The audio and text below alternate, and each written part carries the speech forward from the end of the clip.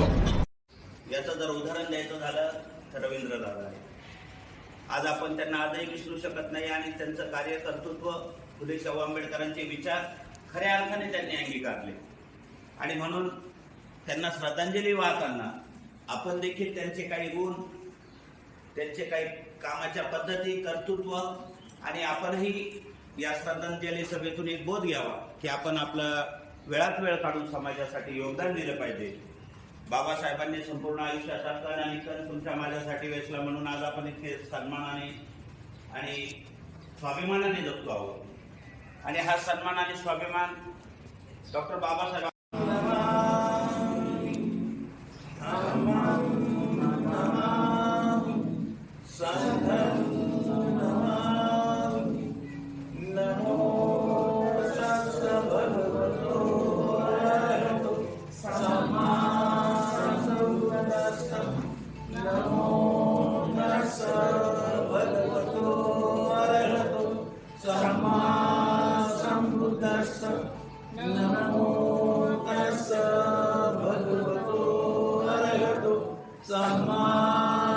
बुद्धस्स बुद्धं शरणं गच्छामि धम्मं शरणं गच्छामि संघं शरणं गच्छामि द्वितीयं बुद्धं शरणं गच्छामि तृतीयं धम्मं शरणं गच्छामि